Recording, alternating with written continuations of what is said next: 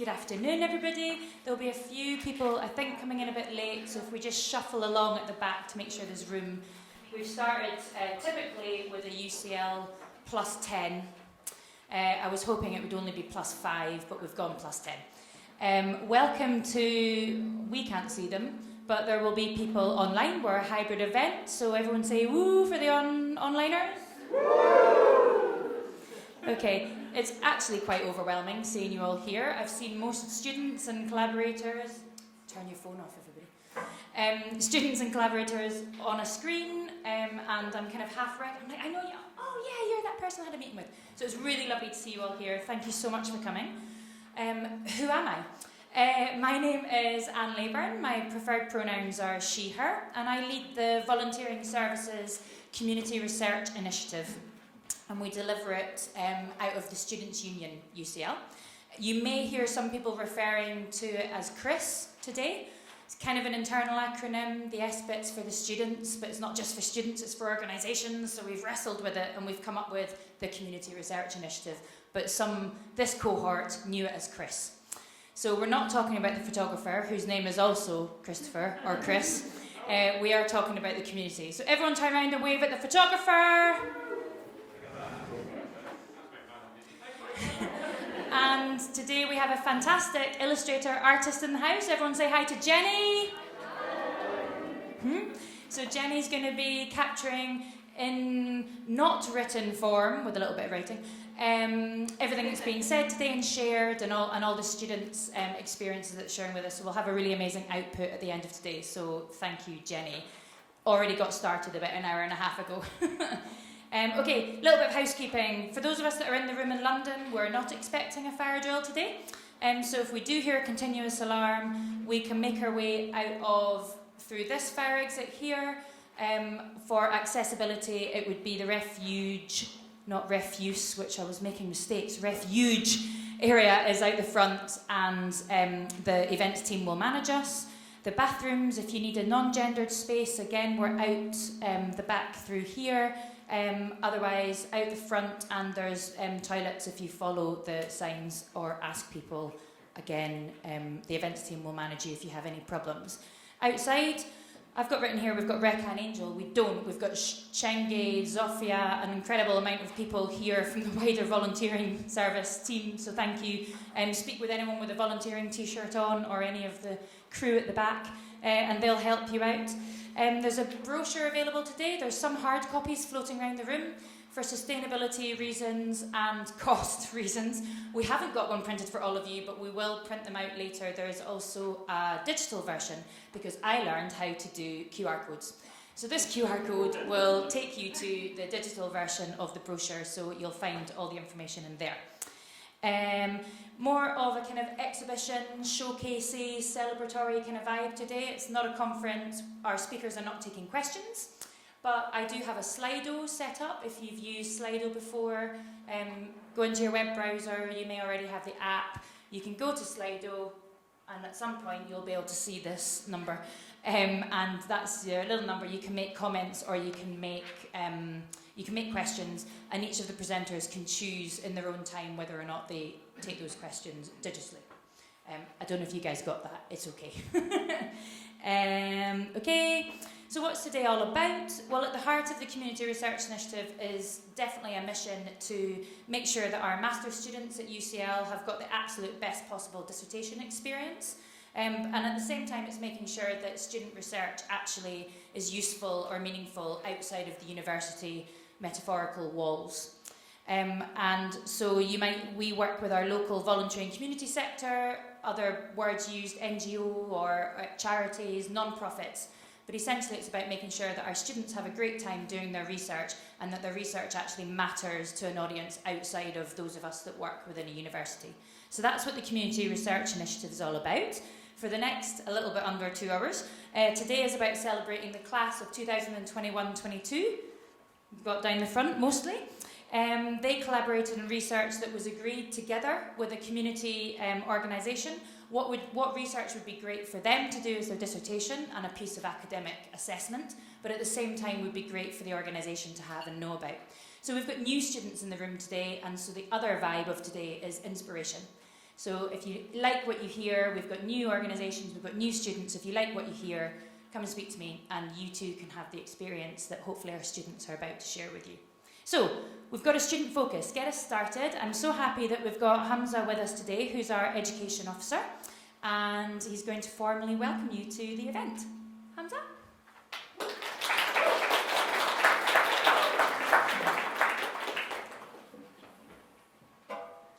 Good afternoon, everyone. First of all, I'd like to thank Anne, Molly, and the volunteering service for inviting me to give the student welcome for today's event.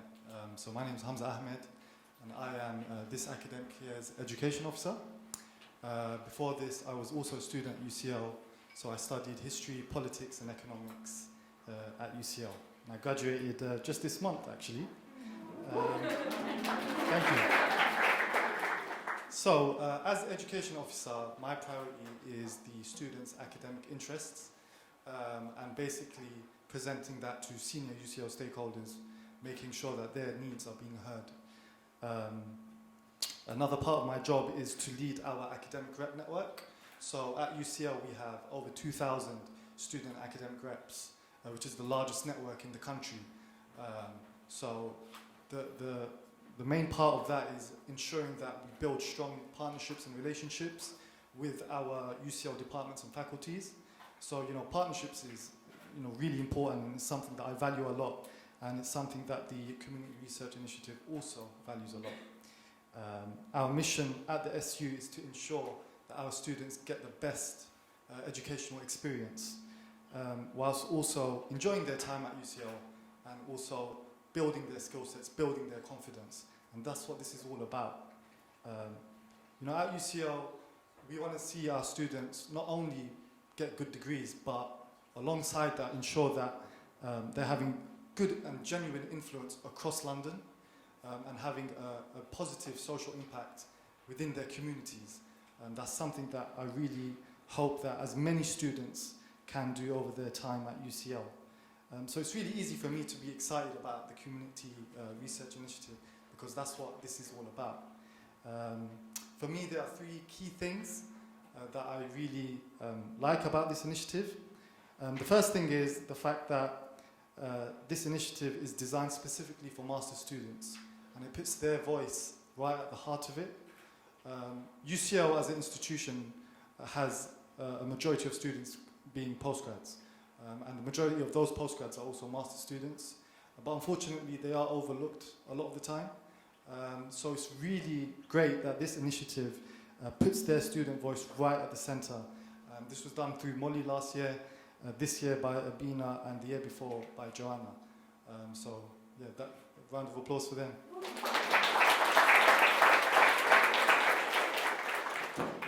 Secondly, what I really like about this initiative is the support that is given to the students when they're writing their dissertations.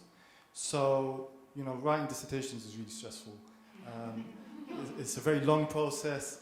A lot of students, can be very stressed by it. There's a lot of anxiety associated with it. So the fact that the pastoral side of this service is really put at the forefront is an amazing thing. And the ability to meet other students in the same boat within this initiative is also great for their own mental health and for the development of their dissertations as well. And finally, the most important thing, I believe, is the impact on the local community, on the local charities. And already I've learned about the amazing experiences that our local charities and our students have had from their experiences with the Community Research Initiative. So I'm really pleased to welcome you all here today, and I hope you enjoy yourselves, and I hope you learn a lot from our fantastic students and our local charities about what they have learned. Thank you very much.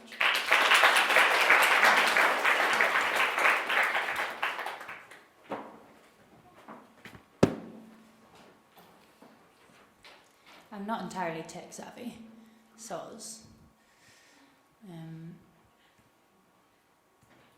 Come on. That was Hamza. As you got there, thank you.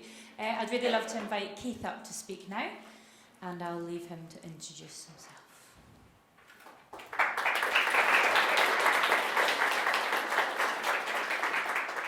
Okay, afternoon everyone. As Anne said, my name is Keith Morgan. You can refer to me as he and him. And I'm the Chief Exec of the Voluntary Action Camden, and we're a proud partner of UCL. Thank you, Anne, for inviting me to your annual showcase. It's a pleasure to be here with you all. And if I'm not mistaken, last year it was online, so this is the first in 2 years of being together, so I'm extra happy to be here with you in person. So I need to apologise. I wrote these talking notes before the extraordinary events of the last few days. So having reread them this morning, I've noticed that they're littered with unfortunate references. So I did want to start by saying I think Anne has done a sterling job with organising this event, and also that you can bank on UCL to host an event in the most creative and aesthetically pleasing settings. For those that don't know, VAC is an infrastructure organisation, and what that means is we provide practical support, skills and guidance, networks and advocacy for the local voluntary community sector. A key part of our work is enabling equitable and sustainable forms of community participation in research.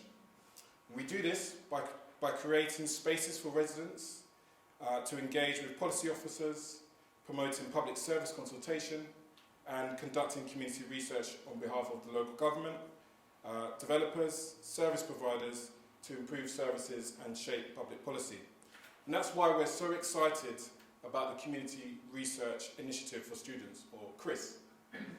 Most critically important societal issues or scientific and technological challenges can often be solved by teams of researchers from different backgrounds and different disciplines working together. Merging the different fields can make them seem impossible achievable.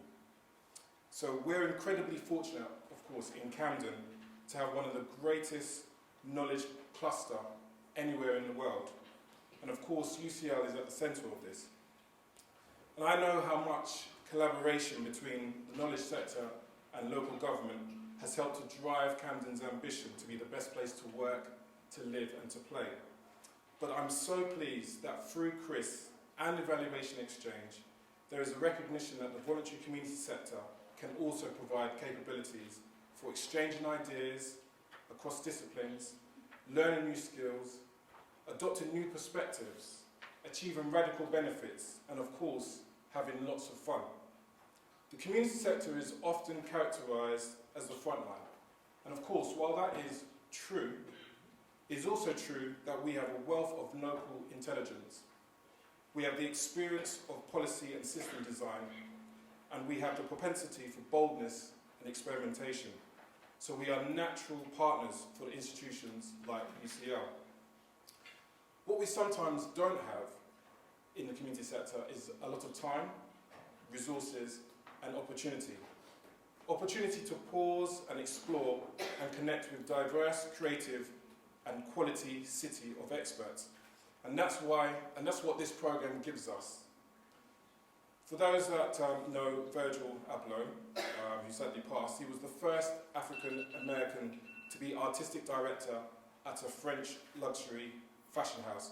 And he said, the whole point of collaboration is that you give and you take from each other.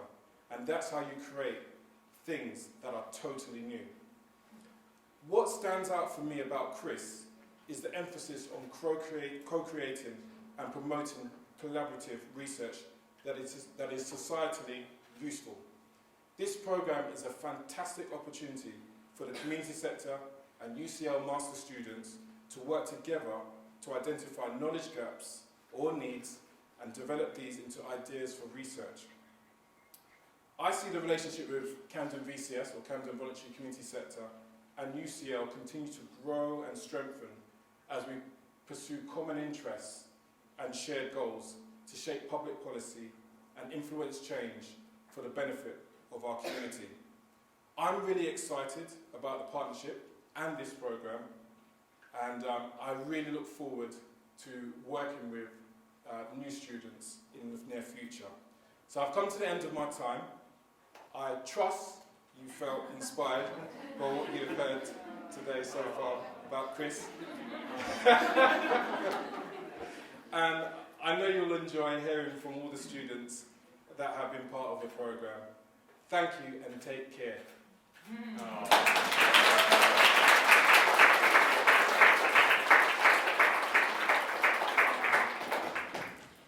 I didn't realise that we're also getting a comedian.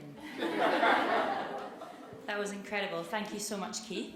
I'd love to invite, we're doing things a little bit different, so it's not just one after the other, after the other, after the other. We're mixing it up a bit, and we're going to have some presentations that are going to take the form of conversations, because conversations are what really is at the middle of all this. We start with a conversation, this is what I'm interested in, this is who I am, and then the other side shares, this is who I am and these are my interests, and somewhere a commonality appears. There's a lot of C's going on.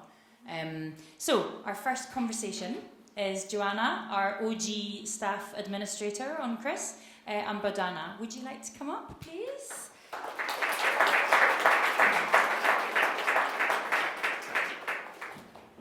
Thank you very much for the introduction and the invitation, Anne. Welcome, Bohdana. Thank you for inviting me here today. So to kick things off, could you please tell us a bit more about the Mix, your organization, the work it does, and your role in the Mix as well? So the Mix is like a digital safety net for young people. We provide a wide range of services to young people up to 25 years old, and we have like a website with over 2,000 articles on any issue or any problem young people might be facing. We have a helpline, counseling service, and we also have a discussion boards, and every night we run live group chats for young people. Really, young people can come to us with any problem they are facing or any challenge they are facing, and we will listen to them, try to support them, and point them at the right place where they can find some further signposting that can help them with their problem even further. Could you please tell us what your role in the Mix is as well? So I am head of data, research and evaluation. So I oversee the research and evaluation at the Mix, various evaluations and research and surveys, and also I make sure that the data we collect are the data that we need. Perfect, thank you. So how did the collaboration with the Community Research Initiative first come about for you? So I learned about Chris about 3 years ago when our volunteering manager, told me about this opportunity, which I was really excited about, because we always have so many ideas and there is so much that we need doing, but there is never enough resource. So I went to the first matching event where there were the community organizations and the lecturers, and we shared their kind of our problems and our questions, and I met some really interesting people there with whom we had a lot of in common. I met there Leslie Gatman from the Behavior Change Studies, and also David Alderton from the Business Studies department, and we found that we could help each other, and that I kind of had questions or the projects that were of interest to them, and that's kind of how the whole cooperation started, and we've been together now working for over 3 years, and each year they just approach me asking if we have some project for them, and we usually do, and it's been really great working with them and having the support from the UCL. Perfect, thank you. Could you please talk a bit more about why you are involved with UCL students and the Community Research Institute as well? So, as I mentioned, we always have so many questions. So data are really important to us at the Mix, research and evaluation as well. We would like our services to be as effective as possible so that we can have the best impact on young people we can. And for that we need to be really evidence-based. So that's what we are trying to do. And because we have such a wide range of services, there is so much knowledge we need and so much kind of review to do. And we have, of course, very limited resource. So having the opportunity actually to cooperate with students to be able for them to provide us with a literature review and with solutions to our problem is amazing. And also we are a charity that we believe in young people, we want to empower them, and we want to give them opportunities. So this initiative is very much also aligned with our values in this way. Perfect. It sounds like data is very important to the work that you're doing, and since it's been 3 years since you started working with Chris, it would be very nice if you could give us a little overview of the specific projects that you did with students through Chris. Mm-hmm. So I've been working with Chris now for over 3 years, and I think in the time I worked with over 10 students. So there are two main degrees or two main areas where the students come from. So one is the behavior change studies. As we are kind of a digital charity as well, so there isn't always necessarily lots of evidence available already that we would be able to build in. And behavior change study students were able to kind of help us with this very well. So they looked at barriers and facilitators to providing online counseling, also to providing our helpline, which was we have different channels on a helpline. One of them is web chat and another one is email. So kind of we usually work with more than one student on a single project, so usually two, and each of them kind of chooses a different approach to the research. So it's really good that we always see more than one approach, and they also look at the different channels. One of the students also looked at how we could optimize our discussion boards, or how we could optimize discussion boards for self-harm, so that young people would get the best support possible in that way. And when it comes to business studies, business analytics studies students, so they did some segmentation of helpline users for us. They also looked at predicting helpline demand for the next 2 years. And some of the projects also focused on building a machine learning models for us.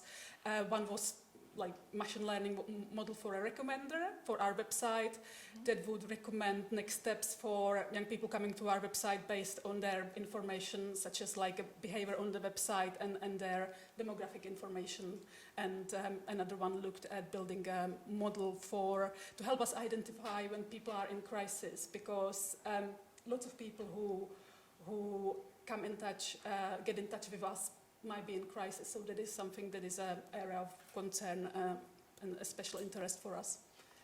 Perfect. Well, it sounds like there have been a lot of very positive, impactful outcomes coming from the collaborations.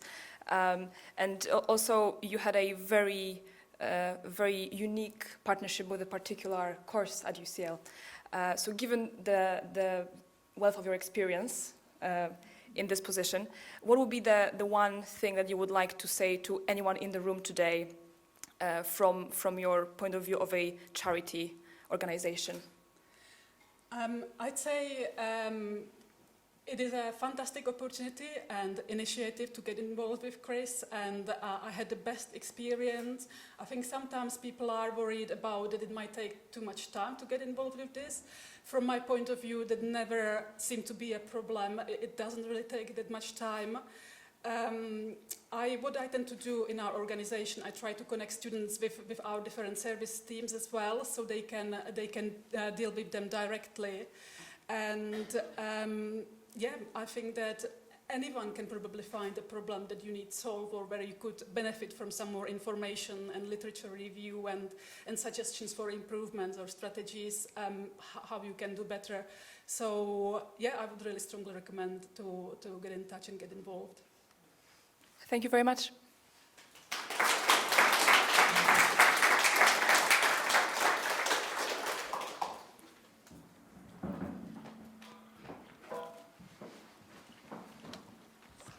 Thank you so much, both Bohdana and Joanna, for stepping in as interviewer.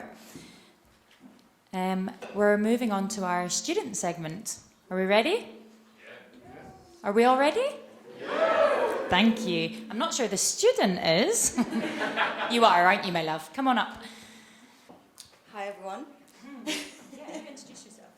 So happy to be here with you today to speak to you, although very, very nerve-wracking. I'll be speaking about my interactions with Chris, how I had the opportunity to develop my dissertation proposal with Chris, and my takeaways from the experience. My name is Semli, my pronouns are she and her. I'm a part-time student on the Health, Wellbeing and Sustainable Buildings course at the Bartlett, which I've recently finished. I had graduated with an Interior and Spatial Design bachelor's and then went on to work in corporate and sustainability communications, thinking that I could make an impact through that work. And after 7 years, I felt that I wasn't quite creating the impact that I really wanted. So I went back to study my master's as I wanted to do more on-the-ground work and get back to working within the built environment.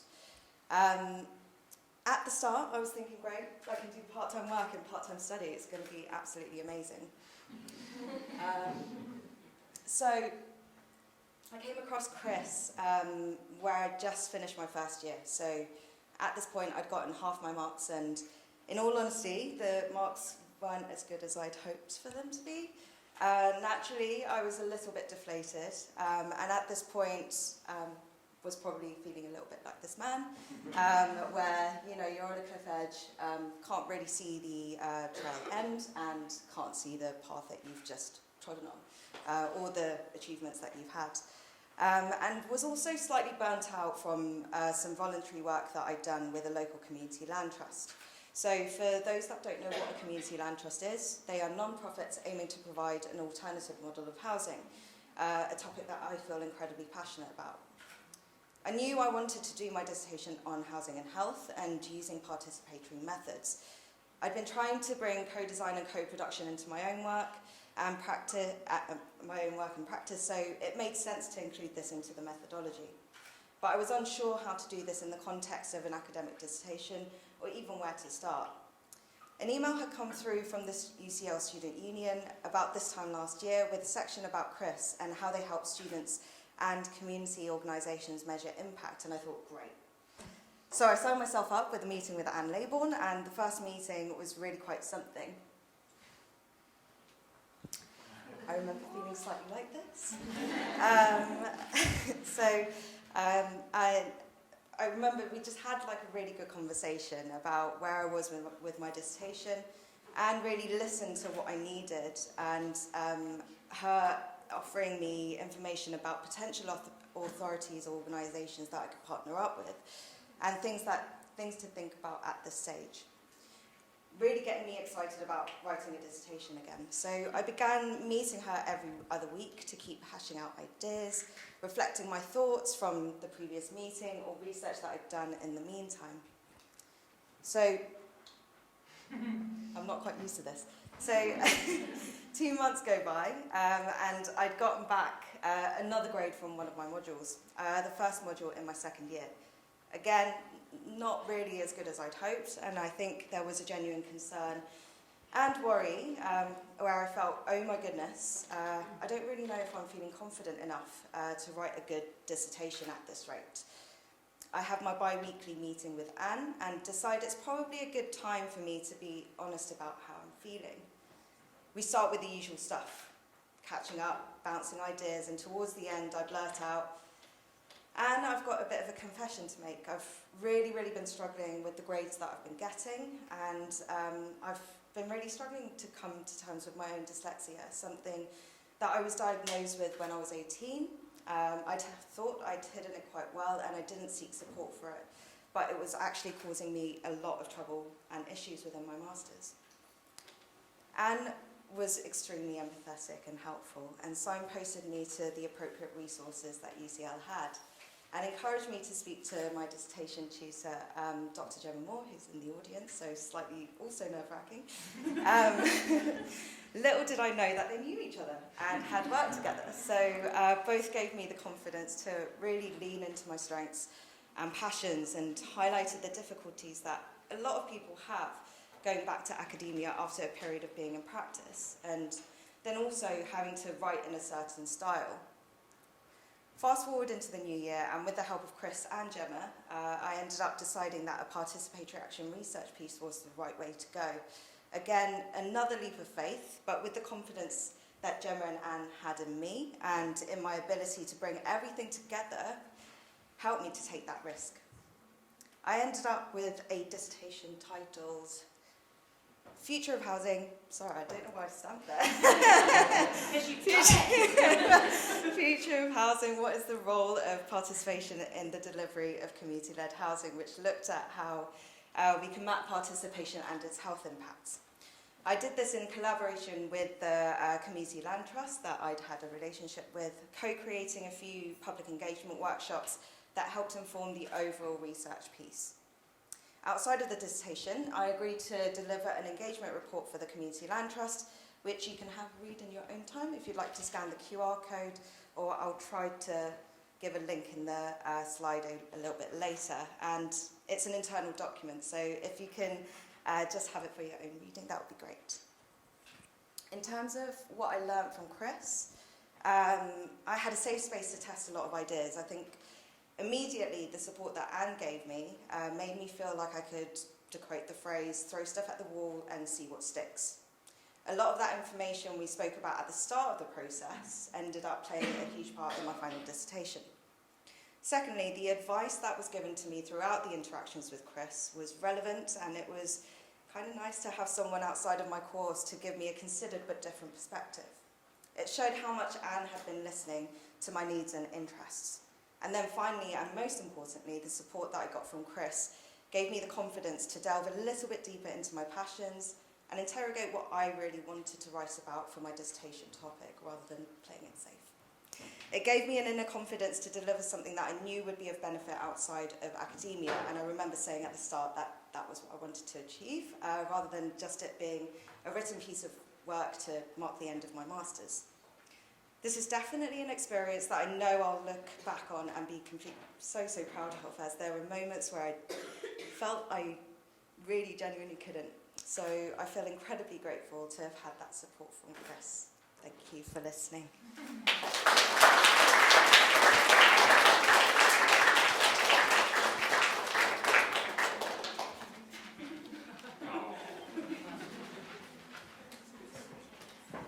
That's the support you get.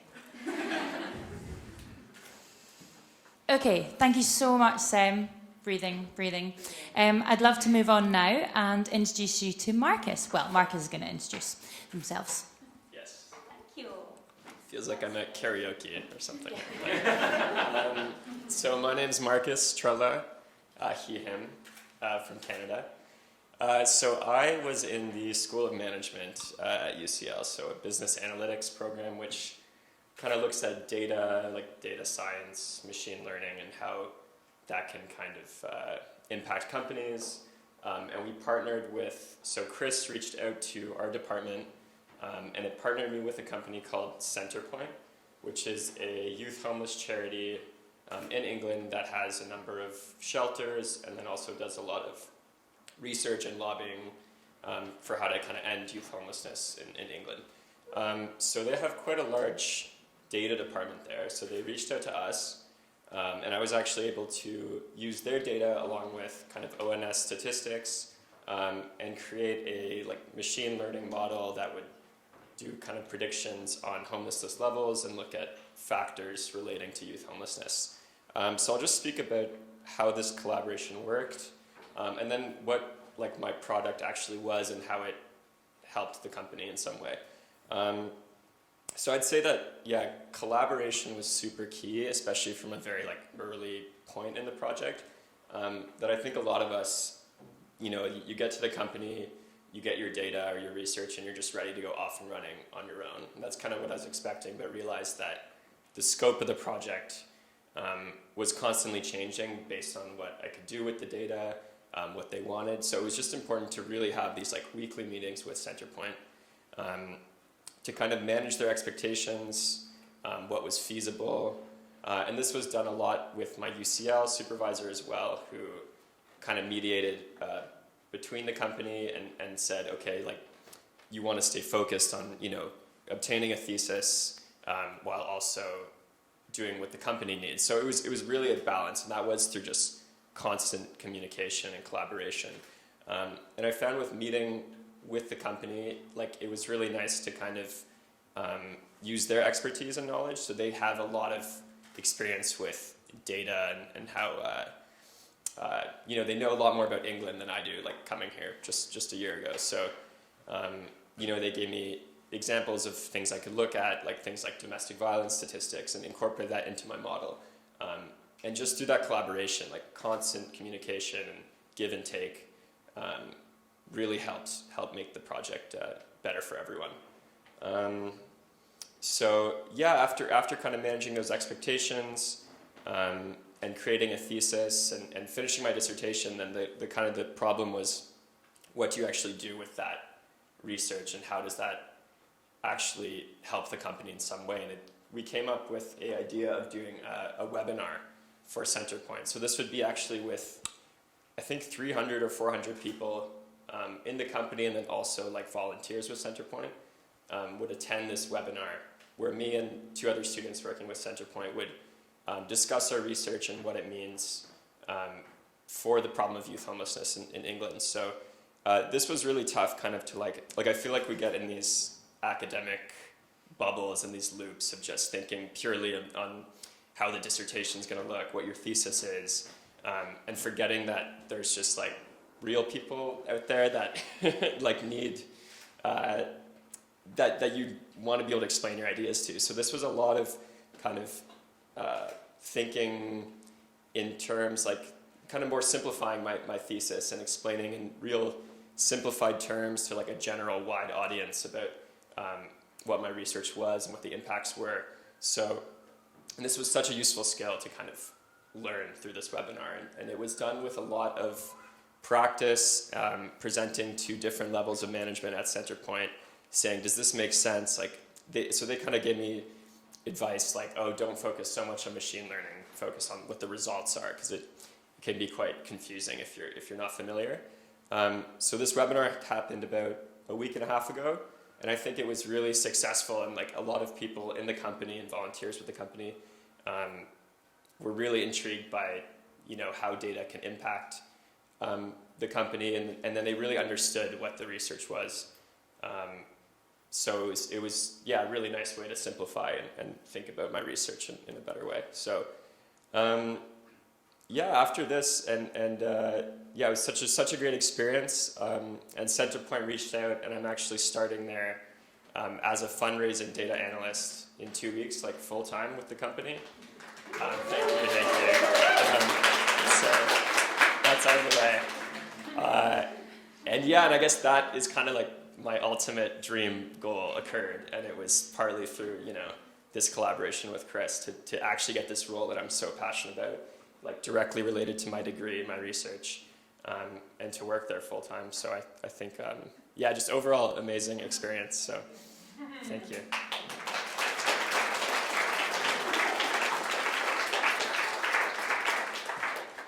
Thank you so much.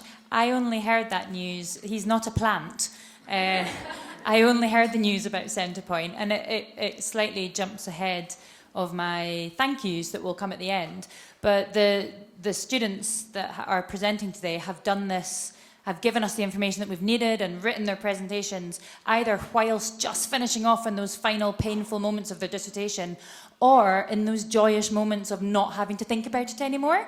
And then they've got emails from me and Molly going, go and just think about it a little longer so that you can come back to the showcase. So Markus has been interviewing on top of that. So thank you so much, and that is fantastic news. Well done. Okay, unbelievably, we're running nice and leisurely ahead of time. But Ismat's next. Would you like to come up, get yourself ready? I'll do this bit possibly for you. You're okay being karaoke? Yeah. So while that's getting sorted, I'll just introduce myself. My name's Ismat. I'm from Pakistan originally, and I was part of the MSc Global Prosperity at the Institute of Global Prosperity at the Bartlett School. I just flew back in last night, so I don't have very formal notes prepared like everybody else, so I'm just going to go with the flow here. All right, so as I mentioned, I was part of the Institute for Global Prosperity, and coming back to studies after a really long time, I was really scared about what to do for my dissertation, especially since I hadn't done academic writing in quite a few years.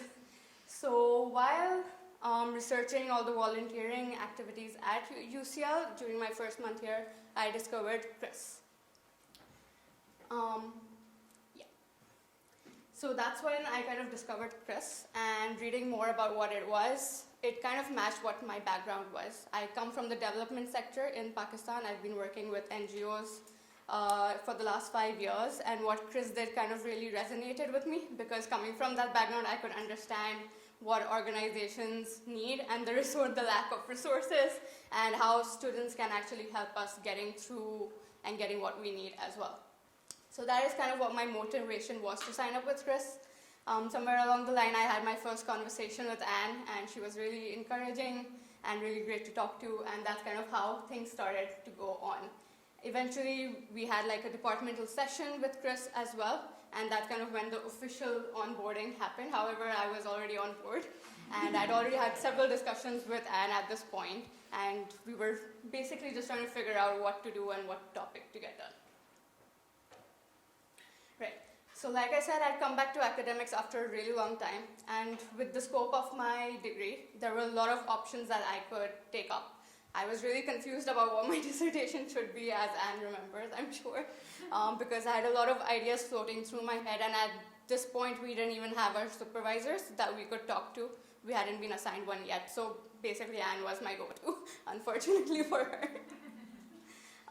So eventually we started talking more, and I had some ideas in line as well. However, I also wanted to see what Chris had to kind of broaden my horizons itself, and see the projects that they have lined up. So I kind of waited around till the Chris project showed up on the notice board, and that's when I applied for 3 projects, if I'm remembering correctly, and I had initial conversations with 2 of them. After which, I kind of spoke to the organizations, discussed the projects more in detail. I spoke with Anne. By this point, I had my supervisor, so I spoke with her and the department as well. And based on all the final approvals of what I, as a master's student, could do within the few months that I had, because obviously some of the projects were more long-term and more intense, that it wouldn't be fair for me to take it up if I wouldn't be able to do them justice and do it properly. So seeing the timelines and everything in mind, I had my final approvals. And then there was the project kickoff and collaboration, where we kind of did the documentation and had the conversations with the organization and my supervisor. And I started planning out my research and my research questions with the organization and my supervisor. So the organization that I chose was Wonder Foundation. Wonder Foundation is an organization that works with vulnerable women for their skills development and employment. They work in various countries in the global south as well as in Europe and the UK. They essentially work on skill building, both soft skills as well as vocational traits, and then work towards getting vulnerable women employed in various areas. So my contact person at Wonder Foundation, was Olivia Darby. She's great to work with. I had quite a few conversations with her on how to go about the project, on the concept that they were looking to explore. So this is just a bit of a timeline that I've already discussed. So September was the final submission, and I'm just about to give my final deliverables to Wonder Foundation as well. One thing that I will highlight here are the Chris training sessions that took place in November, because again, I was returning back into academics, so they kind of helped me get back into the zone of academic writing and everything that it entails. Right. So the areas of collaboration. So with Wonder Foundation, the first thing I worked on was the concept. So Wonder Foundation works on this idea of empowering spaces, where the spaces they create for vocational trainings and their projects need to be, in a way, empowering for women beyond the scope of the training itself. So that is a concept that Wonder Foundation already currently works on. And that is something I found really interesting, and it went along with my interests as well. So the concept is something I took on.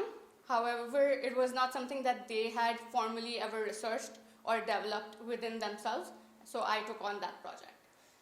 With Olivia and my supervisor, I kind of developed the research plan and questions, and then Wonder Foundation also provided me with some secondary data in terms of policy papers that they had worked on, where some elements of the concept had been mentioned and other papers. The most important thing that Wonder Foundation helped me with was the interviews. So again, coming from a different country, not knowing anybody here, not knowing about how to go along the process, this is where the collaboration really helped, because Wonder Foundation helped me line up interviews, as well, kind of coordinate them with the people they were working with on ground in Africa and in different areas. So that kind of really helped me as well. And then lastly, the deliverables are what I'm supposed to give them back, right? Based on my research and everything that happened. So reflections. The few things that I did find challenging during this entire process was the timeline difference with the department, because somewhere along the line, my departmental timelines and the Chris timelines didn't match up, but we kind of worked through them. And then the selection of the project and the ethics approval. So some of the projects were required ethical approval from the greater UCL board, which usually takes a really long time. And even though I was really interested in those projects, I couldn't take them up because I literally did not have the time to go through that process. In terms of what I loved about this experience was the support on collaboration, from talking with Anne, with talking with Olivia, and then my supervisor coming in, and just throughout the entire process, it gave me the support to finish my dissertation, which, if Anne remembers, at the end, I was really struggling. So again, continuous interaction with the organization, so that kept me grounded in the concept and what I was looking to achieve, because I would get lost in the ideas myself and kind of just venture out, but the continuous interaction kind of kept me grounded as well. So introduction to new concepts. The concept of empowering spaces was something that was new to me. It was something that I wanted to explore as well, so it introduced me to that. And then, as I mentioned, support in data collection was something that I was really grateful for through this process. And then the on-ground experience and ability to add to real-world impact. So because Wonder Foundation is actively working towards this, the research, I hope, would kind of impact their policies and how they go forward with their projects as well. That's about it. Thank you.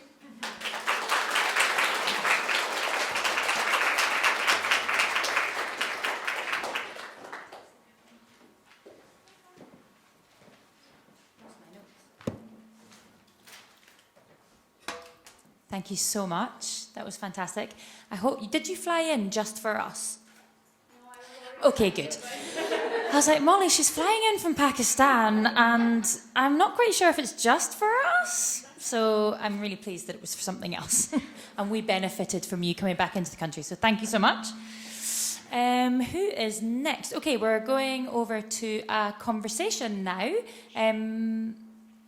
Why is there feedback? Or am I shouting? Sorry. If I invite Cake and Jane to make their way down here while I remember how to stop screen sharing. Okay, thank you so much. We're down a person. Cake's organisational partner is unwell, so unable to join us today. But I'm really thrilled that Cake, our student collaborator, and Jane, who's a colleague of mine, who's going to do the interviewing, but they will introduce themselves. But yeah, we're down one, so talk amongst yourselves. You can use one each. You can hold that one and use this one. Don't worry, I plan to talk, so.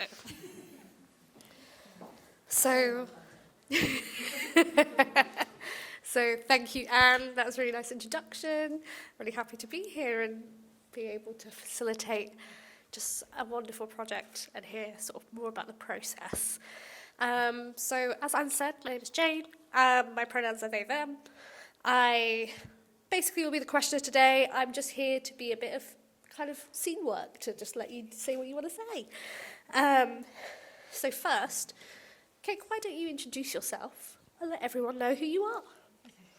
Right, okay. Thank you, Jane. Thank you, Anne.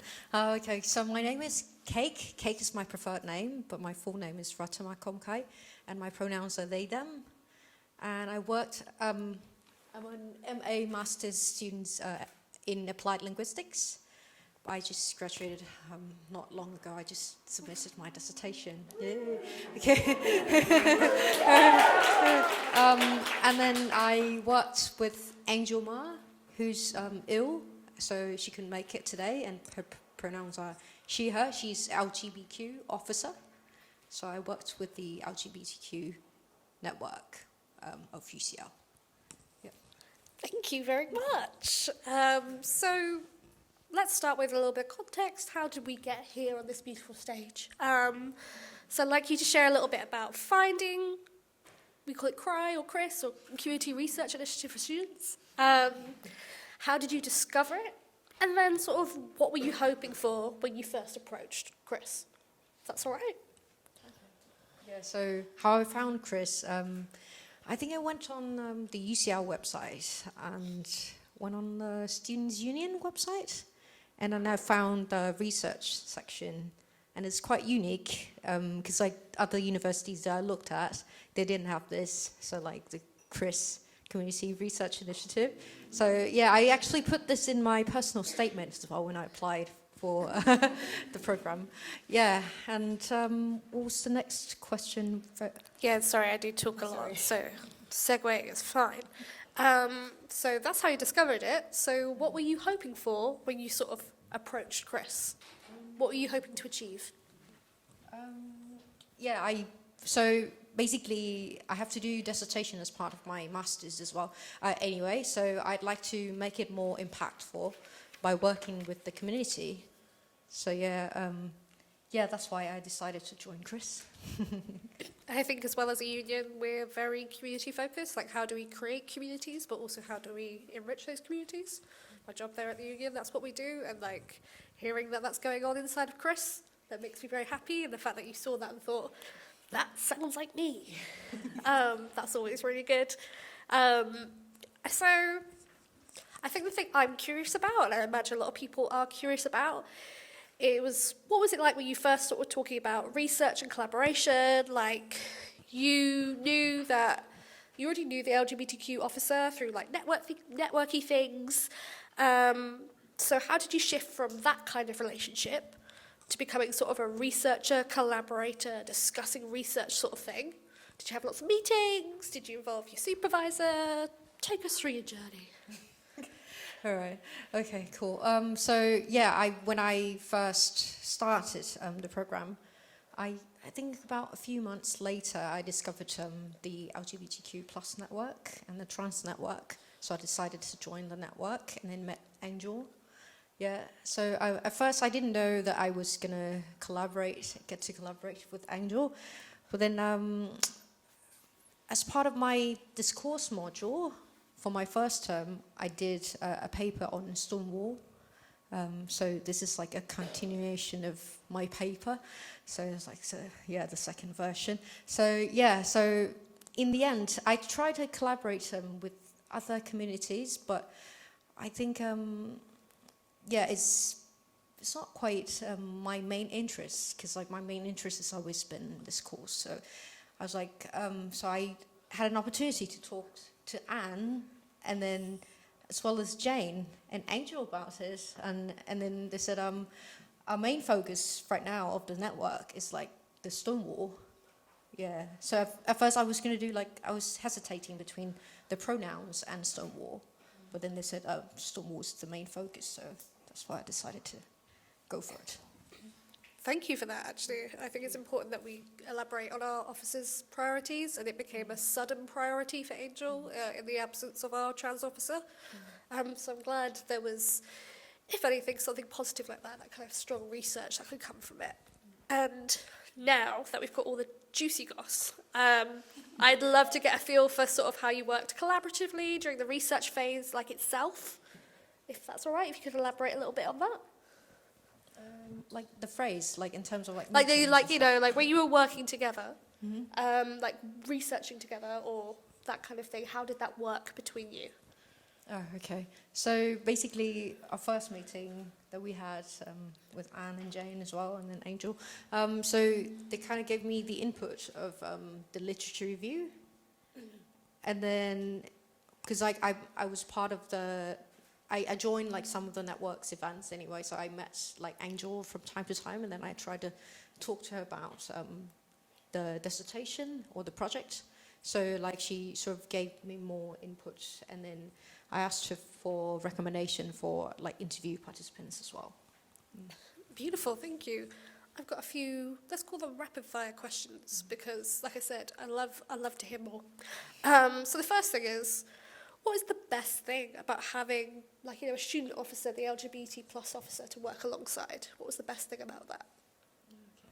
Yeah, I think Angel has been really supportive, and then she's really generous. Like, she gave me a lot of autonomy, like whatever I proposed, and she's like, "Yeah, it's good, it's great," and so like that. So like, and then I sent her like I think I just sent her the whole dissertation, and then she said, "Yeah, it's awesome. Like, nothing to be changed. This is just great. Everything is great." So yeah, that's what really great about Angel. Yeah. We are big Angel supporters in the union. So I guess from that kind of strong relationship, did you make any changes to the project you were working on with Chris because of that level of support and sort of the contribution Angel was giving to you?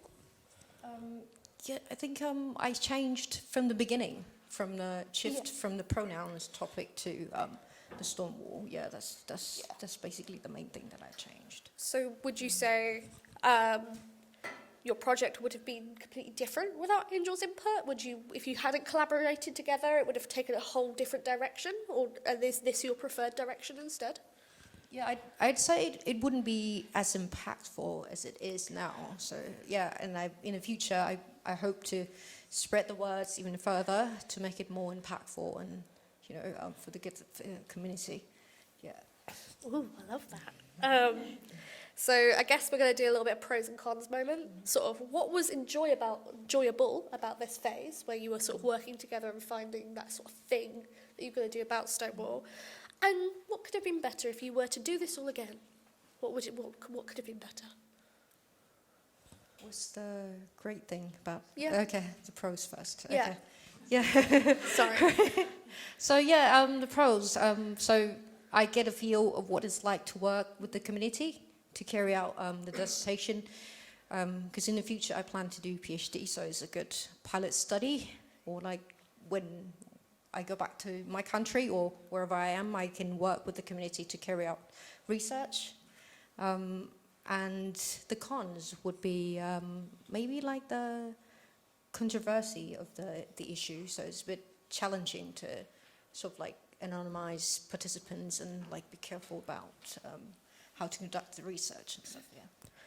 Brilliant. So as we get to this end of this lovely little conversation, thinking about the research just beyond it being useful, obviously, for your dissertation, which is brilliant, have you discussed or agreed in sort of what we at Chris would call a community product, like sort of something, what's going to be used towards, is it going to be something that's going to be given to the network to use going forward? Have you started anything? What's the product going to be? Okay. And if the answer is it's in work in progress, that is okay. Work in progress. Yeah, right now is like work in progress. So, so I try to look for conferences in academia in order to submit the abstract for presentation or poster presentation, and then I look for the place to present this project or the findings. And then I also have my own like channel, so I plan to publish the presentation onto my channel and then tag the network. That's what I plan to do, yeah. That's amazing. Cake is just someone that just does it all. I love it. But yeah, I guess that's us. I just want to say thank you for talking about your process. I think often it's really important to see the thing where you part the curtain. I also want to say thank you for the contributions you make to both the union. You make my life better by being able to support the officers, and you're making everyone's life better by doing this research. So thank you. Thank you. Thank you all very much. Thank you.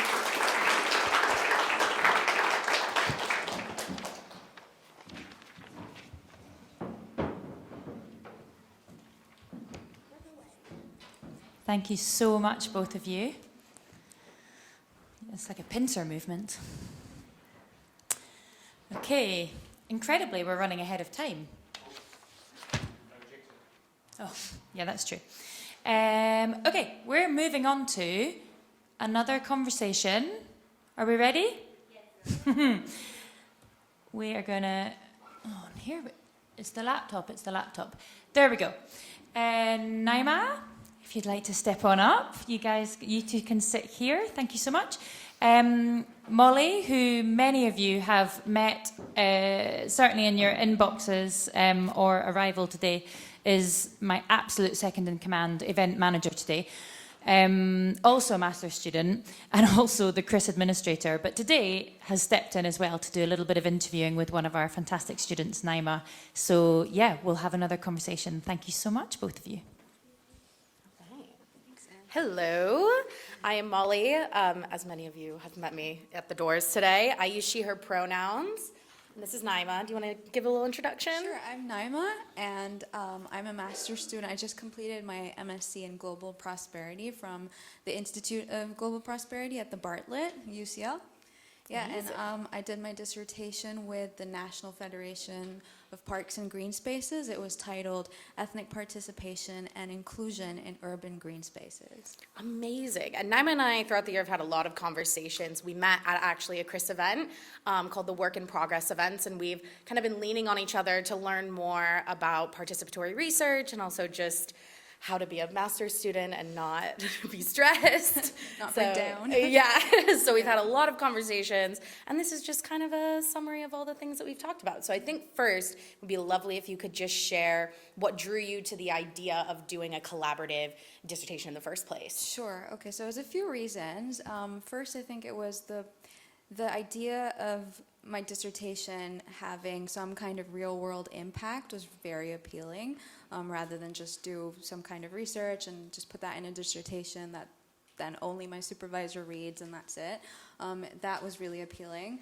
Secondly, I had no research background coming into this, so I was just exploring the different ways that I could do my dissertation. And then when the Chris Notice Board did go up, there was just so many interesting topics on it, like so many different organizations that were so interesting. And so that was definitely a huge draw.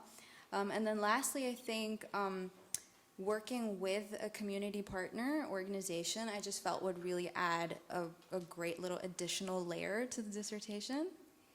Yeah, your community partner was very involved in the process and also came to some Chris events. Can you just talk a little bit about what you learned from collaborating with Dave from the National Federation and also Paul Ely from Haringey? Right, so first of all, my partners were fantastic. They were so supportive and they were involved right from the get-go, right from the scope of the project and everything. But I think the biggest advantage I found from that was that working with community partners, it enables you to see your topic from different angles and different perspectives, which I feel just added such a depth and richness to my research that just wouldn't have been there if it had just been me working in a silo by myself with my own thoughts, right? So collaborating with people who actually had real-world experience of the topic that I was researching, I think that was just invaluable. Yeah. Amazing. Love that. So you've had a lot of conversations over the phone, at the WIPs, via emails about, the community research process and also just the process of being a master's student and juggling all these different things that you have to do to put together a dissertation. From that, what have you learned about yourself? What have you learned about the research process or just really anything generally tied to that? Yeah. So I think, like I mentioned, I didn't have a research background coming into this. And I think the main takeaway for me was sort of discovering participatory action research. I found that I just feel like, especially for something like social sciences, it just seems like participatory action research is it just makes the most logical sense from a logical point of view as well as an ethical point of view to have to be as inclusive as possible. I really like how my topic was about social inclusion, but I also embedded that inclusion within my research process as well in the methodology. So I think the process just kind of really, it established my own personal researcher ethos, which I didn't have before because I've never done research. So I think that was the biggest takeaway for me.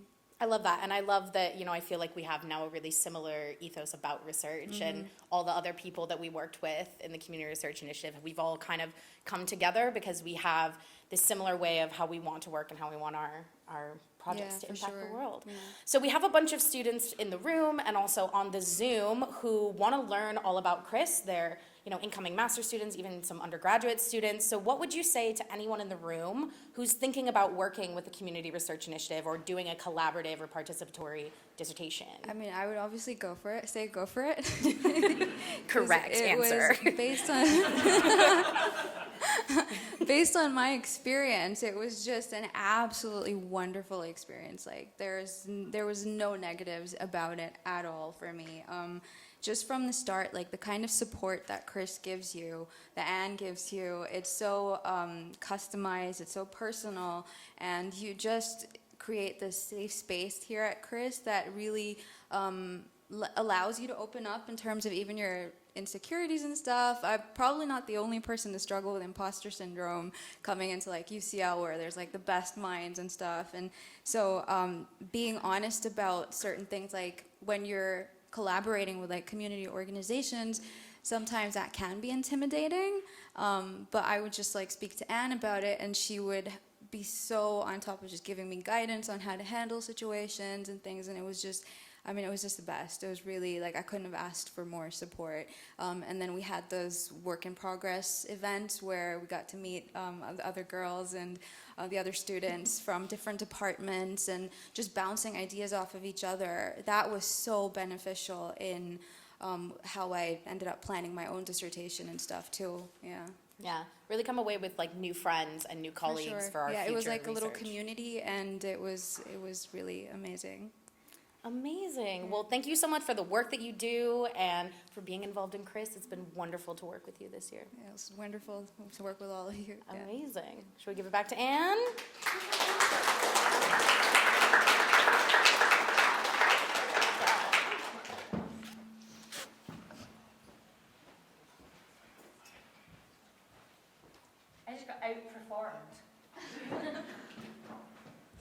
I just got outperformed by my amazing admin assistant. Thank you so much. I've also just got a message on my telephone while that was going on saying, this should be a podcast. Which I'm not sure if what that says about the text sender's preferred podcasts, but it was also fantastic. So thank you both of you, and not just because you said nice things. Okay, we're moving on to a larger conversation now. And again, I'm going to join this conversation by invitation. So, again, I'm probably shouting, I'm sorry. Please come on up and get yourselves settled. We are hearing from... That's you. Sarah, Veronika, yes, amazing. Meg, brilliant. Okay. I'll sit here if you stop where you are. Okay. So Sarah, you and I are going to share karaoke, which may or may not reflect what's going to happen later. You didn't know that bit. And Veronika and Meg are going to share that, if that's okay. It was like a whole other package to get lots of microphones, so we're making do with sharesies. And I seamlessly join the conversation. So thank you so much for joining us today. Again, Meg's even changed jobs since we met and worked together and agreed. And so thank you, Simon, who's currently photographing, for the time off. Is this toil? So thank you. And also thank you for inviting me to be part of it. As you've heard from other speakers, Chris can be quite integral for the student experience, and I think that's why you asked me, I think. So thank you for recognising that. And could you just introduce yourselves? You all know who I am. So I'm Sarah. I use she, her pronouns. I am, I guess at this point, a former master's student. I studied social policy and social research. So when did you hand in? Oh, about a month ago.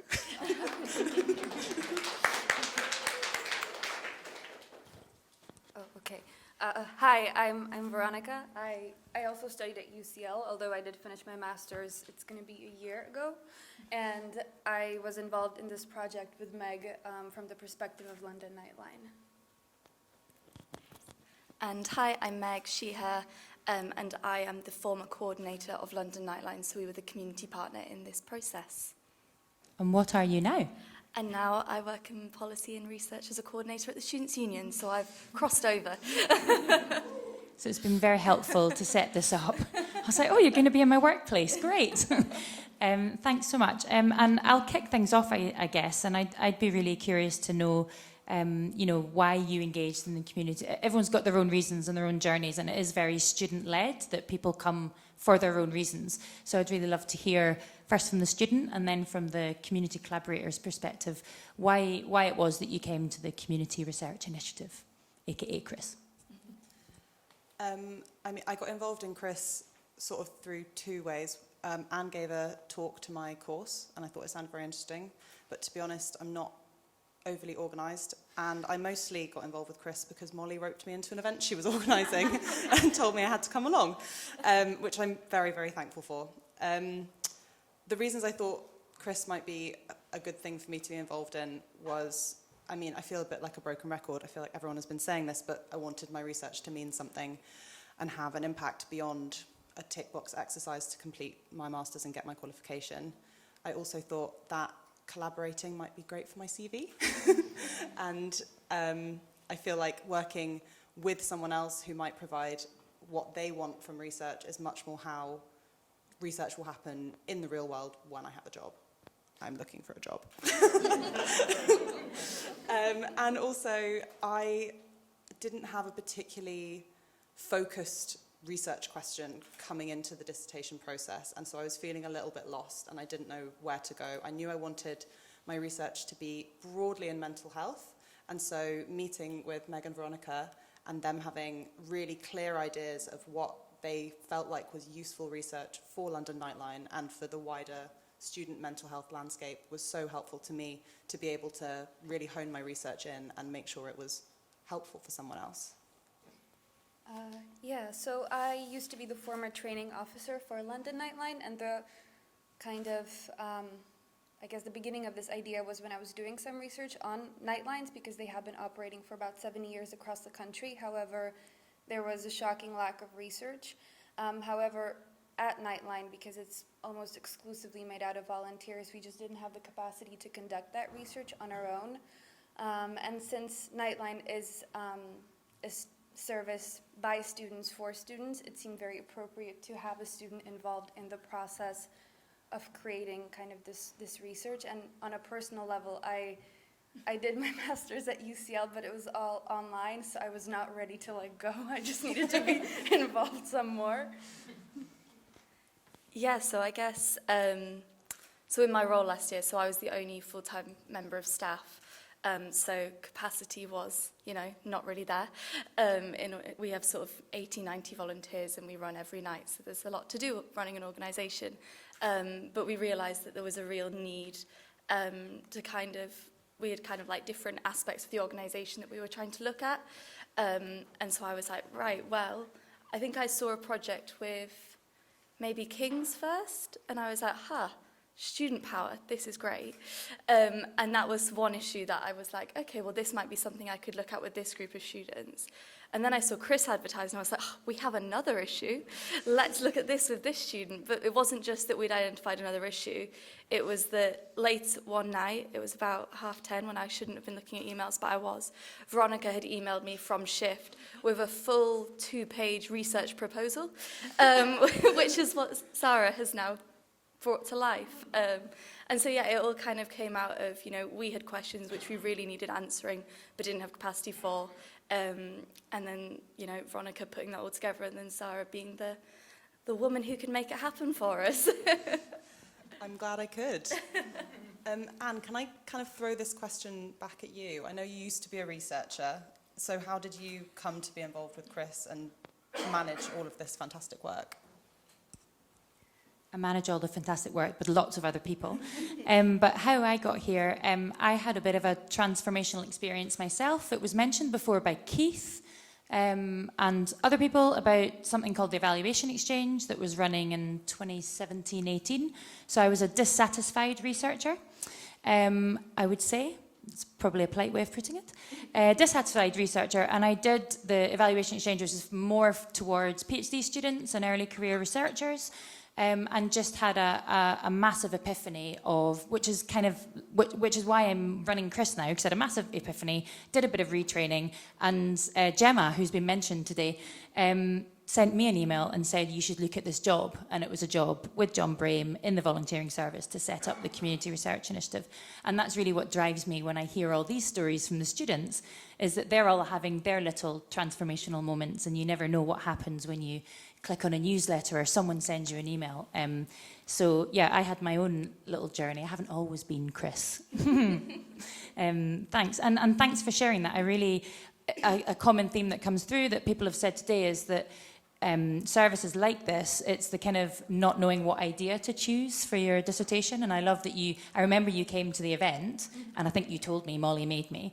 I remember you came to the event, and I remember Nightline was there, and there wasn't a huge number of students there. And you were like, oh yeah, I'll go and speak to a couple of people. And literally, I remember you dancing out of the room. I found my dissertation. So I think that was a real transformational moment for you, right? We were like, yes. Thank you. So I've got a little understanding of what it is because of evaluation exchange and my own experiences, but maybe you could give us an idea of what working together looked like for you as a group. Was it all emails and meetings? What did the partnership look like? It can start with you each time if you want, or you're welcome to jump in as well. Yeah, go for it, Meg. I'll jump on in then. I guess from the start, so yeah, we went along to the in-person session, and I mean, that in itself was really exciting, because at the time, everything we were doing was online with other unis in the city, so it was actually, I remember saying to you, I was like, it's so nice to be in a room with people, and there were snacks, and that was great. There were like croissants. So we were sat in the corner, and we had lots of people coming over to us, we had a number of students who loved the sound of it, but they wanted qualitative, and we were only offering quantitative, so that was a shame for them. But then we met Sarah, and I think it just, you got in touch straight away afterwards. You were like, this is what I want. And we were like, yay, we loved her, this is great. And then we I think it was like a week later, we met up for a coffee, just kind of offered background, a bit more about like who we were, what we did, kind of give some context to the organisation, because it is a very the entire service is mainly anonymous students, and so people kind of don't have that insight into exactly how does this work, what data are you capturing, and what do you do with that data. And I mean, the answer was we didn't really do much with that data at the time. It was very, very basic. And then yeah, over time it was just kind of emails back and forth, occasional meetups. Sarah was always very organised, coming when we'd have chats to catch up, she'd have her list of questions prepared, so I've done this and I just don't know if this is right, you know how this works, does that make sense? And then we were able to feed in together, and yeah, it was really enjoyable. So yeah, I would echo that it was very enjoyable. I think we try to set it up in a kind of as per need basis. We didn't have any regular meetings set at the beginning. I think we focused quite a lot on kind of clarifying what the project was so that everyone was on the same page, and also kind of ensuring that Sarah knew that we were available if she had any questions or any kind of ideas to bounce around. But I think the fact that we met kind of more frequently at the beginning was quite useful, because then everyone kind of knew what the project was, everyone kind of understood, we kind of got to understand what, your academic requirements were in terms of the dissertation, and then you got to understand a bit more about the project before you even got started. Because I remember one of the first conversations we had, we were saying, well, we don't want you to go and do an entire project, and then for us to be like, well, actually, that's not really what we're looking for. So from that perspective, it was quite important that everyone kind of knew what was the goal. And then, as Meg said, you were really on it. Every time we had a meeting, I remember you were writing notes and putting action items in a coffee shop as we were all just chatting, which really helped kind of to streamline the communication. So in the end, we didn't actually end up having that many meetings, I feel like. So from the community partner side, I didn't feel like there was a huge amount of time investment from us. I mean, just to add something there, I think something that and I remember we discussed this with you, Anne, because Anne also came to see us at one point. We had, on a very hot day in our office, arrived with her bike. And I remember we had this conversation with you, and we've kind of spoken about it, but I think both parties were kind of very conscious of kind of almost not exploiting one another. I think we were kind of like, well, this is so useful for us. Like, you know, we need to make sure that Sarah's getting something out of this. Like, you know, this is really what we need. And then you equally were like, I need this to be what you need, not just like that. So I think it was that ongoing kind of organisation at the start that really helped prevent that. And I think at least both parties felt it rather than just one. Yeah, I think the way that we worked together was fantastic in that it was very dynamic, in that we, as you guys have both said, met in person to start with, which I think personally was great for sort of building relationships and trust, and then after that did a lot of emailing and online meetings because that fit with all of our schedules. And yeah, I think I'm glad you thought my organisation was great. The action points is absolutely a hangover from a previous job where I had to do that in every meeting I ever went to, so it's just been ingrained in me. I think I would have loved to have met more often, but I understand that we all had such busy schedules, and I don't think we lacked anything by not meeting too much, and I'm thankful that it didn't take over any of our lives, and so we could all focus on everything else we had going on. Thank you so much. That was a bit triggering for me because I do remember that meeting. And it's one of the best parts of my job is getting off campus and seeing people. And it wasn't one of those 240-degree days, but it was close on, right? It was the week leading up to that Monday and Tuesday. And I remember thinking, no, cycling's definitely the best way to go because you create your own breeze, right? And this may be sharing too much, but I do remember arriving, and your offices are kind of it's like a London house. It's like a townhouse, Bethnal Green. It's not offices. And it's one of those, 4 or 5 story houses that you're in part of, and you kind of let me leave my bike at the bottom. I was like, I'm not taking my bike up these stairs. And I remember I was so hot, and I'd stopped cycling. And it's like, because it's a proper house, there's a proper bathroom in there. And I was like, I'm just going to use the bathroom. Is that okay? And I actually nearly got in the bath.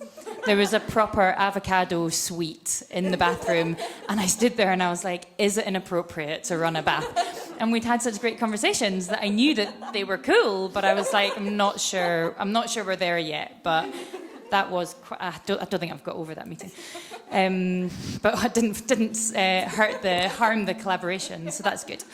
So it's been a few weeks now, a month since you a few weeks before that you will have kind of retreated and gone into that, oh my gosh, now I need to make the dissertation kind of product bit. Written, submitted, well done, you've had your clap. Can you share with us for the collaboration what the best bits were, now you've had a bit of time to reflect? Yes, it's really nice to focus on the best bits because this has been quite a stressful year, and especially a stressful dissertation, but so rewarding, don't get me wrong. I'm really glad I did it. I think the best bit of collaborating was meeting all of you and having the support from all 3 of you throughout the process. It felt like my academic supervisor was absolutely fantastic and so supportive, but also has limited time and so much on his plate. And so it was so amazing to have Anne for pastoral support, emotional support, coffee support, and to have both of you to help with everything and having your insights on how everything actually works in the real world, how Nightline actually functions, was so valuable. And also both of you were so supportive and never asked me for anything I didn't feel able to give, and were always so supportive about everything with the project. It was just so great to have all of you on board and feel like this project wasn't just my thing, it was a community output. So I think for me, there were 2 best bits, and first one was to work with you. I remember that throughout the project, especially when you would always come to the meetings and you'd be so on it, me and Meg would be like, yes, we snatched the best one, amazing. And then just from a personal perspective, like for me, it's a bit surreal actually seeing that research proposal come to light, because had it not been for Meg, who really kind of made it a reality, and then for Sarah, who actually did the thing, it just would have been like a piece of paper in the back of a cupboard. So in that way, it's been really amazing. I'm just going to be echoing here what's been said. But I think like the moment when I was like, wow, like we've really done something here was when like you sent through your dissertation to us, and you know, and I read, you know, kind of the acknowledgements at the start, and I don't know why, like in hindsight it does make sense we would be referenced. It was all about us. But it was such a moment to see you thank myself and Veronika personally, you know, for our support with it. And I remember I emailed you back, and then I saw Anne in the office, and she was like, your email actually made me quite emotional. I was like, my email made me quite emotional. Like that was like it just was sort of that moment where you're like, wow, this has really come together. And I guess as well, just ironically, Veronika as a student trustee and me as a general trustee, we've both now joined like the Nightline Association, which is the umbrella organisation, as trustees.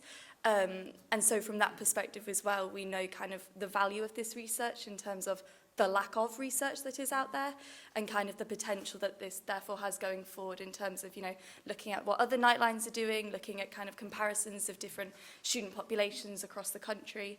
And so that's really exciting as well, just in terms of the value of the Nightline service and the Nightline movement. Lovely, thank you. I'm going to jump the burning question of would you do it again? Because I'm gonna say you're gonna. You don't have to. But we've talked.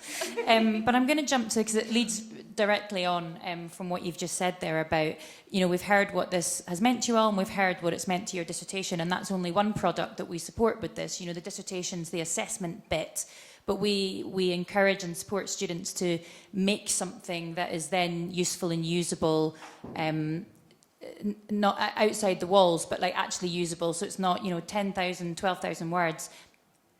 Who needs that in their lives other than the professor marking it? We need to extract the knowledge out of it. I'm sorry. We need to extract the knowledge out of it that's then usable, which you've done, right?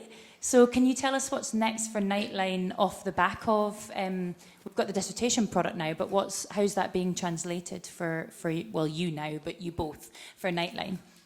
So I think the kind of next step is that we have a conference of all the nightlines in the country coming up in November, and we would like to present that research because, as has been mentioned multiple times, this is the first kind of quantitative research on the actual themes and the ways students contact Nightline.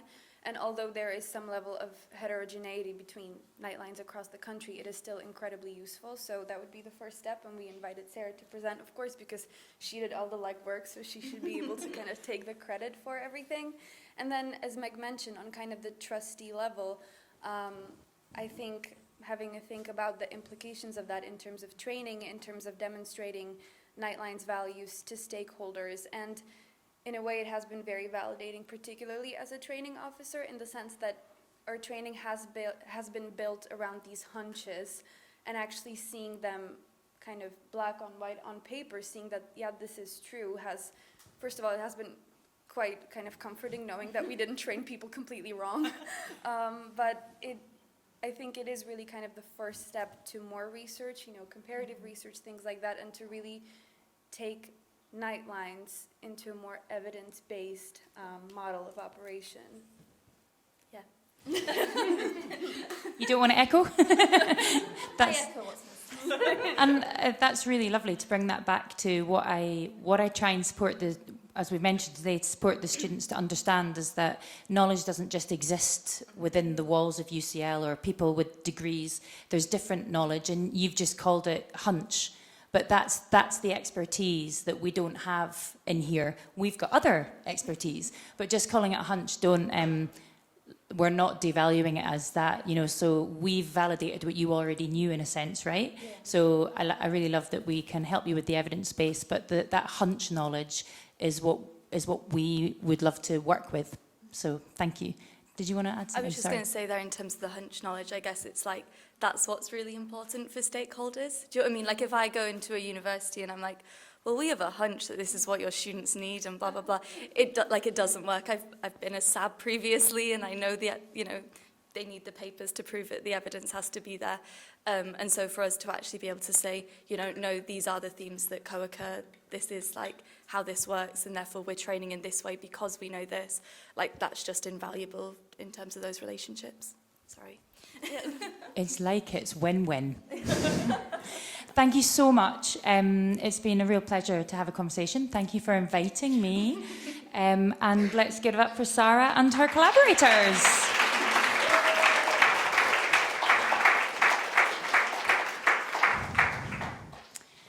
Okay, we've got one more speaker, and I mean, I'm not going to put pressure on this, but we've saved a goodie to the end. This is Hafid, and one of our community collaborators, and very kindly has, by the looks of it, taken time out of training, right? No, but really kindly taken some time out and prepared a quick chat for us to finish off the day, because we wanted to give the last word to the community, really. Thank you, Anne. No pressure from me whatsoever. So firstly, thanks for having me. It's a privilege for me to be here. Before I get started, I kind of wanted to introduce myself, as Anne kindly has done so already. So in my day job, I work as a community partner for Camden Council, and as a community partner, we're responsible for the charity sector in Camden, so we work very closely with lots of different charities in the area. And so the work that we do, I know would be really nice for a lot of the charities as well that we work with. And outside of that, I run an organisation called Camden United. I'm going to start by taking us back a few years in time, and some of the stuff that I talk about can be quite emotional, so I just wanted to share that before I go into it. But taking us back to 2017, so I actually live in Camden. I live about a 10-minute walk away from here, so it's quite easy for me to get here. But growing up in the area, Camden is a really amazing area which has shaped a lot of me, and also the reason why I'm here today, to be quite honest. But growing up here has been quite tough also. So in 2017, we lost quite a few of our friends to knife crime. 2 of them being brothers who were both tragically murdered in the space of 6 months. And they were very close to me, and this also happened around the corner from here as well. So we didn't know what to do. We didn't know how to make a change in the area, and the only way we knew how to do so was through football, because football is what we were really passionate about growing up, and we realised it's what brought us all together. But as we got older and costs start getting attached to football, especially being based in central London, football can be really expensive, and for families that couldn't afford it, it could create barriers, and it did create barriers for our peers, as we realised. And then we noticed that once they couldn't afford football anymore, we saw the different routes that people took.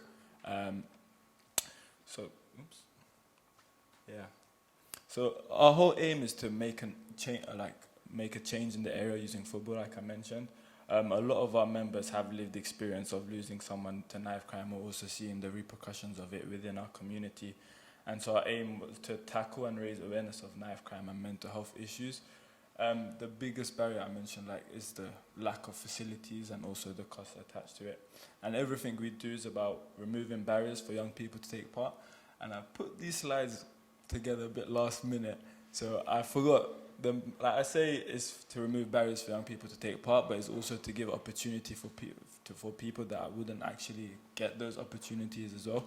And I think a bit personal note for myself, I only lasted in university for about 2 days. I didn't even make it to a lecture, and I've had a lot of pressure from my mum to go back to university. A lot of pressure. But yeah, a lot of pressure. So for me to be... Well, it's actually fun I say that, because at the time when I mentioned losing my friends, that's when I was going to university, and that was the reason that I kind of stopped going to university, because of everything that was happening around me.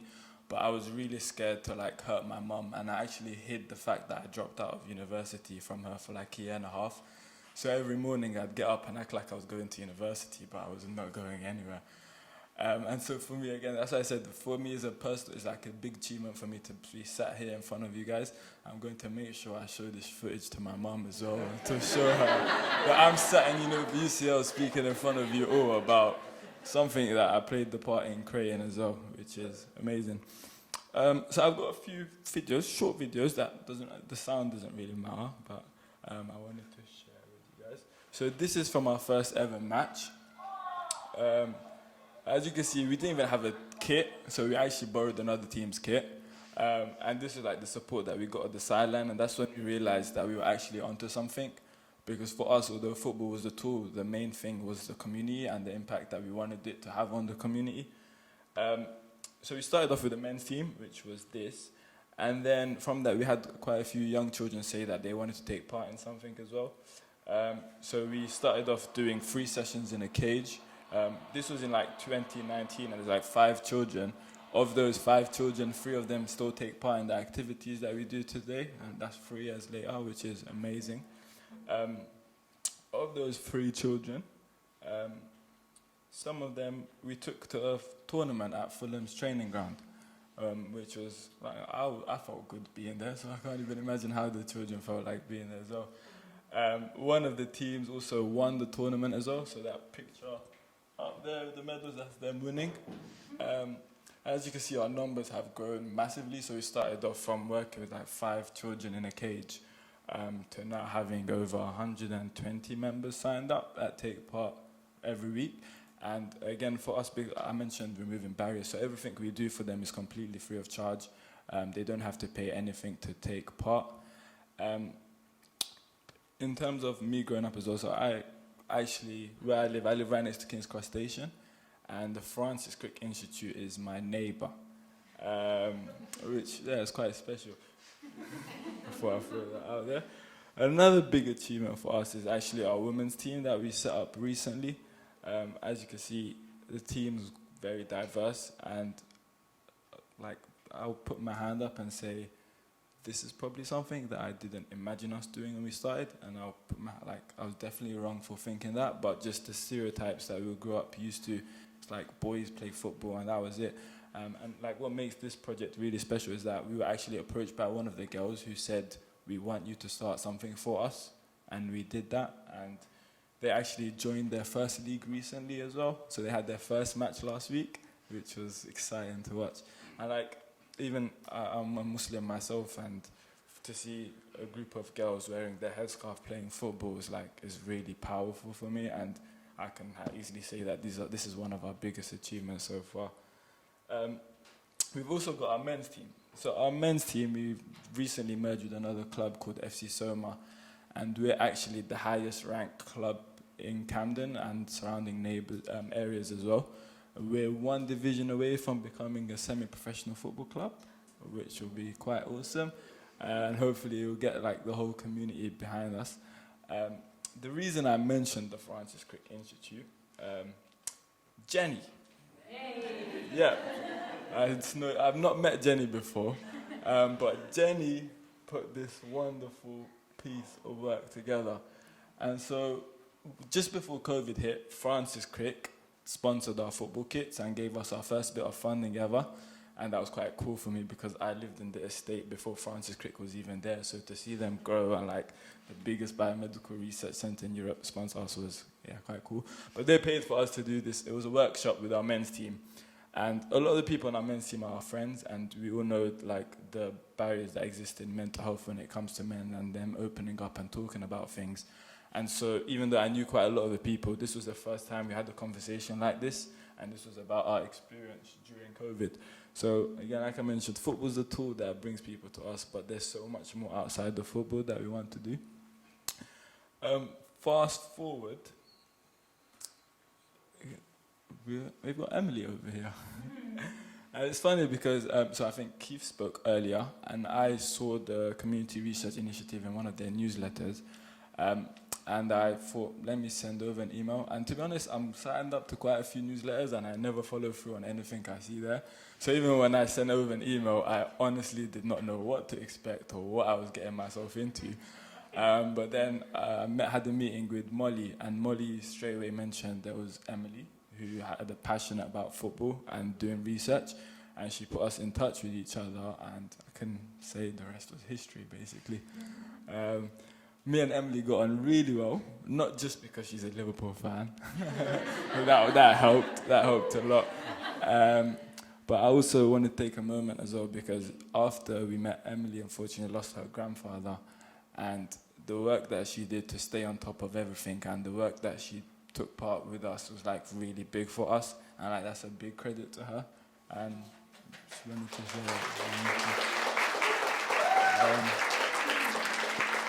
that. So in this table, it's got a bit of how we conducted the research, and it's got like the different research stages. So when we first met with Emily, I was like, we want to be user-led and we want to be guided by the young people. But we've never really had them involved in these conversations about what we do behind the scene. So we've really thought, okay, let's ask them questions about Camden United. What do they think the purpose of Camden United is? How does it benefit them? How is it like growing up in Camden? How do they find their access to pitches, etc.? I went through quite a lengthy process. I wouldn't say lengthy, actually, I take that back. It was very straightforward, honestly. Emily was a pleasure to work with, and everything was like, it was so smooth, and like we both were willing to try stuff out and learn things and see what worked and what didn't work, and that's what made it very easy to do. One of the things, for example, that we tried, we gave out paper forms, and we know in school when you get a paper form, not the best idea. So we ended up digitalizing the form, and that worked really well. I was just going to move that. I can move that. And that worked really well. No, it's not you, it's me. Okay, sorry. And that worked really well. After the interviews, Emily actually went away on holiday as well, and she was writing up her research on holiday. It shows how dedicated she was. But I think we spoke after, and she shared the fact that because she saw what she was working with firsthand, it made it easier for her to do, and it made it more enjoyable. And again, credit to Anne and everyone involved for putting this together, because like I can imagine how much, I've never did the dissertation myself, but I can imagine working with a local group that you can actually get a feel of what they're doing helps make it easier. She put together some really cool graphics. So there's a thematic map of the results of the interviews that we did with the young people. And you can see the 4 big circles are like the main themes that kept coming out in the interviews. So for example, the importance of community, desire for improvement, avoiding the wrong path, and accessibility of football. And again, those are all things that were very important to us as a club. So to hear that from the young people and like to get that feedback was even more powerful.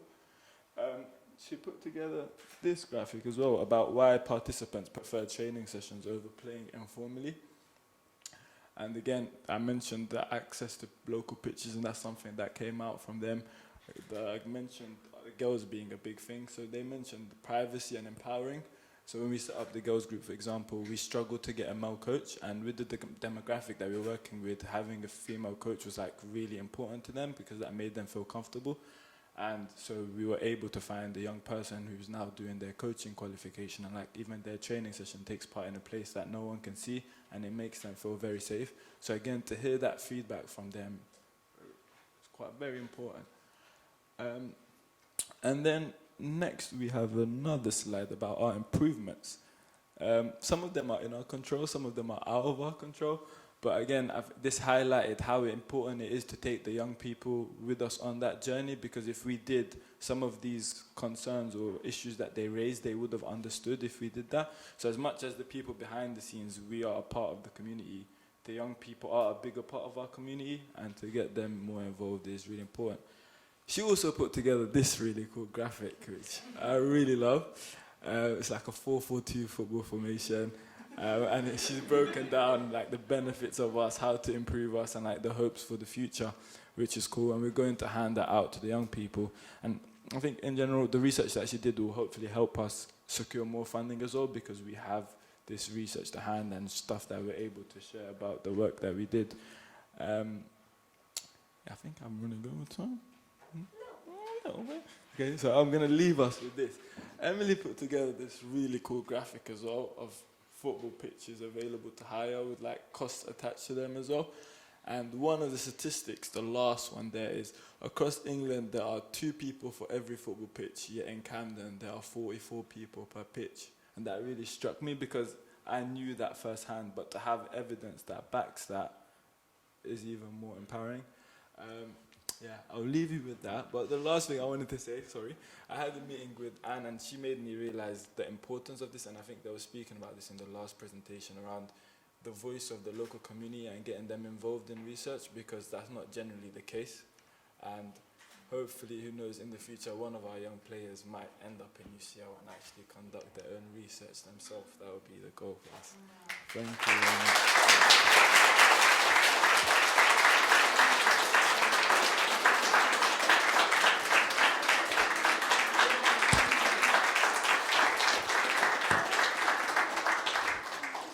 I told you it was a goodie. Okay. I've now, it's the end, nearly. I've now bookended my summer with 2 events. One was my wedding, and one was this. Woo! And I think my wedding was easier.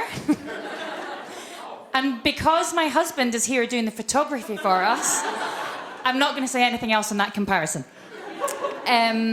But we've made it, and in what style? And I've got a couple of thank yous to make, if that's okay, Michael. Just before I invite UCL's President and Provost to make some closing remarks.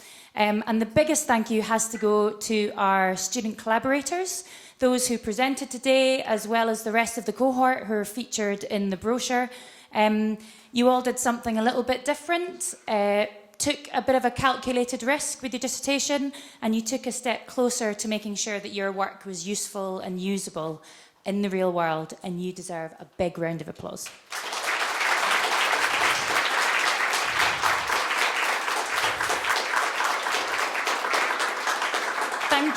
Thank you also to our interviewers today, Joanna, the OG student administrator, Jane, our fantastic, are you still here, Jane? Doesn't matter because we'll say it anyway, fantastic equity and inclusion unit lead and now volunteering coordinator, so a colleague, and Molly, the current Chris student administrator.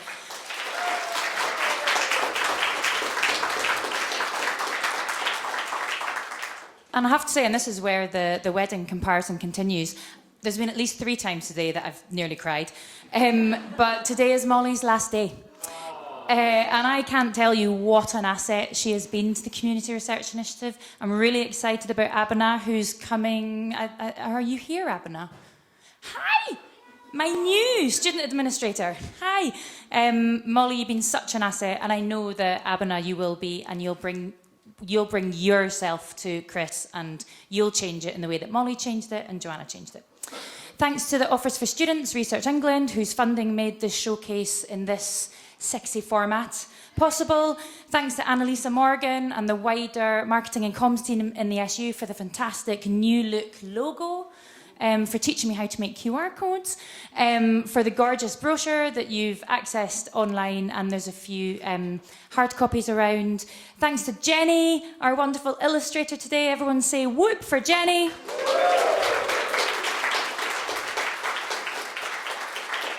And finally, thanks to our fantastic voluntary sector speakers today, some of whom are still here, and if they're not, it's because they do real work somewhere else that involves doing and not just talking. So if you're not here, it's still a massive thank you to Keith, Bohdana, Meg, because you're now Student Union, so you're still here, Veronika and Hafid. Our students will never do research on you, and if I've got anything to do with it, they will listen to you and they will work with you in partnership. Okay, I didn't mean to get all Oscars on you. It takes a lot of people to do this. I'm just the extrovert at the front of the room. There's quite a few introverts that help me along the way. It's now with great pleasure, and sorry, a few minutes late, that I'd love to invite Michael Spence, UCL's Provost, who's really kindly made some time in his incredibly busy diary to make some closing remarks. After which, we'll lead you downstairs. I'm going to lie in a dark room, and we're all going to have some celebratory cake in the courtyard, but I'd love to hand the floor to Michael. It's you. To be karaoke. Yeah, no, not at all. Look, thank you very much. And I hate to make Anne a liar, but she said the most important thing to do is to leave the last word to the community. And of course, I'm not the community. So I'm sorry about that. But I did want to both catch some of the presentations today and more particularly to take this opportunity to say, I think this is the future. You know, when UCL was founded, our founders had a particular mission. They said we weren't going to be interested in polite learning, but in useful knowledge. And for a long time, that's been the driving mission of UCL, except with a particular epistemic conception. And that was that if we studied hard enough, and we studied people, and we studied the world, and we worked hard enough, we'd be able to tell everybody else what to do, and that would be useful knowledge. Of course, we know that it just doesn't work like that.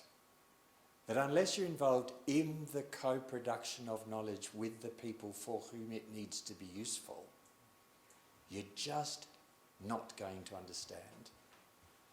And that's why this project, the Community Research Initiative, is the future, not just, I think, of so much student learning, but of also of so much research right across the university. And that's why I'd particularly like to congratulate the students who've chosen to take part. I'd really like to congratulate Anne and Molly for their work, and I think it would be appropriate for you to join me in a round of applause to thank them.